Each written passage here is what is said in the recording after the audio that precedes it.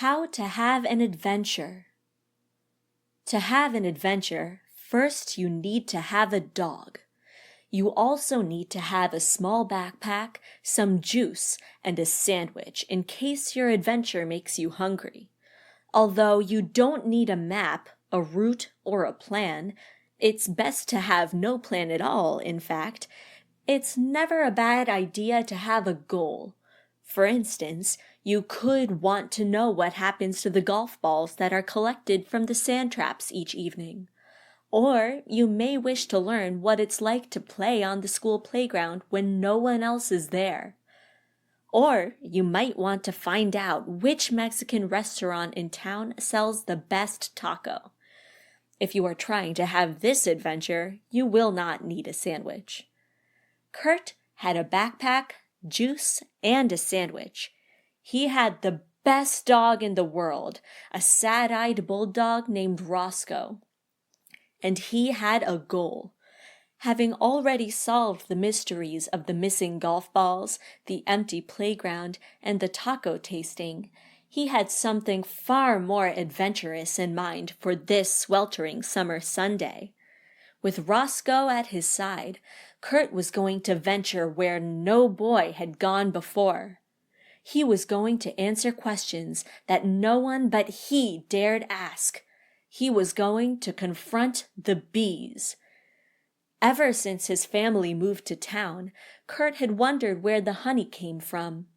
In their last town, Kurt's mother bought honey at the store in a little plastic bear, the same as everyone else. But since the big move, that's what Kurt's dad always called it, the big move, their honey came in a jar, with the crooked label that had obviously been applied by hand. Hilltop Hives, it said, locally made, locally eaten. How local is this honey? He asked his mom the night before, as he spread it on a biscuit. Pretty local, she said. The woman who makes it lives somewhere in town. On a hill? Yep, the one behind the movie theater. That was all Kurt needed. He had his plan. The hill behind the movie theater was not a big one. It was easy to walk up it if you took the main road. You could even ride your bike. But nobody ever had an adventure by walking on roads. While the usher wasn't looking, Kurt and Roscoe walked around the back of the movie theater where the dumpsters were, a concrete corner littered with broken glass and empty soda cans. The guys who work here must drink a lot of soda, said Kurt. But if they work at a movie theater, how come they don't just get big fountain drinks for free?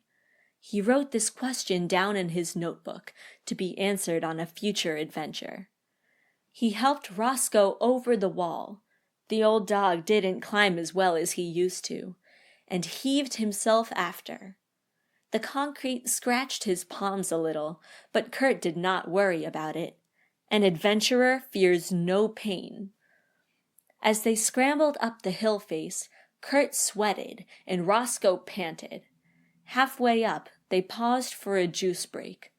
On an adventure, Kurt reminded Roscoe, it's vital to stay hydrated. The dog panted in agreement as he sipped his juice. Okay, buddy, said Kurt as he wiped the juice from his chin. Onward. They went onward together, stepping over gnarled tree roots and under low-hanging branches until they reached the top. Kurt peered over the edge of the hill to make sure nothing dangerous lay ahead. It was then that he saw the alien. Oh, wow, he said. The creature wore a bulky white spacesuit with a screen on the helmet that obscured its face.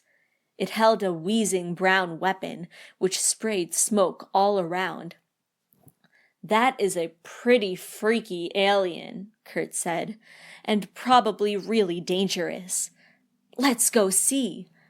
Kurt swallowed his fear and a little more juice as he approached the creature. Intent on whatever it was doing with the smoke weapon, the alien did not turn around. Kurt was very close to it now. The alien didn't see him, it wasn't too late to turn around. He sweated from fear instead of heat, and decided it would be safer to run away. He was about to turn around when Roscoe chimed in. "Bark!" said Roscoe. "Bark, bark, bark!" The alien whirled around.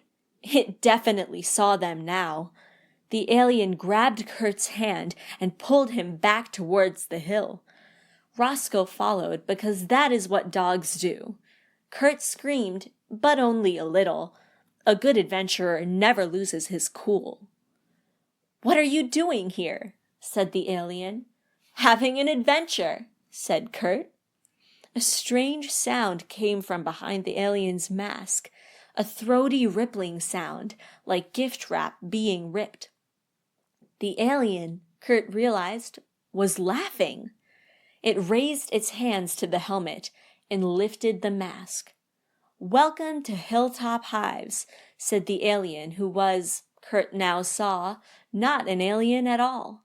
It was a lady, with short brown hair and crinkles around her smile. "I'm Brenda. I'm sorry for grabbing your wrist like that, but bees can be very dangerous if you're allergic." "I'm not allergic to anything, and I'm not afraid of anything." "What about him?" she said, pointing at Roscoe. "He's not afraid of anything except for thunder." "Well then, want to meet the bees?" First, Brenda gave Kurt a bee suit of his own, with heavy canvas gloves and a helmet just like hers, with the screen that let in light but kept out bees. It was hot in the suit, but he liked being hot better than being stung. Once he was outfitted, they approached the hives. There were 6 of them, each taller than Kurt, with boxes and boxes piled on top of each other.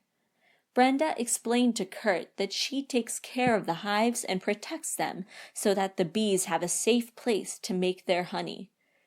"Each one of those is full of bees?" asked Kurt. "Yep," she said. "Tens of thousands." "Wow, you have more pets than anyone I know." She opened one of the hives, moving very slowly so as not to upset the creatures inside. Within the box were 8 slats, each covered in honeycomb and full of swiveling, swarming, waggling bees. Kurt's eyes went wide as she explained to him how the bees worked, how they lived and died, and how every moment of their life was spent making honey in service of their queen. "What do they make the honey out of?" he asked. "Pollen," she said, "from flowers." "Where do they get the flowers?" "Everywhere. I grow flowers all around the hill without using any harmful chemicals that can kill the bees. But the bees don't just use the flowers on the hill here. They fly up to 5 miles each day to find new flowers, then come home and tell the other bees about it, using a special kind of dance." "You're joking." "I never joke about honey." Kurt peered closely at a cluster of quivering bees. It did look a little bit like they were dancing. 5 miles, he said. "There's a lot you can see in 5 miles. "No kidding," she said. "For bees, every day is an adventure."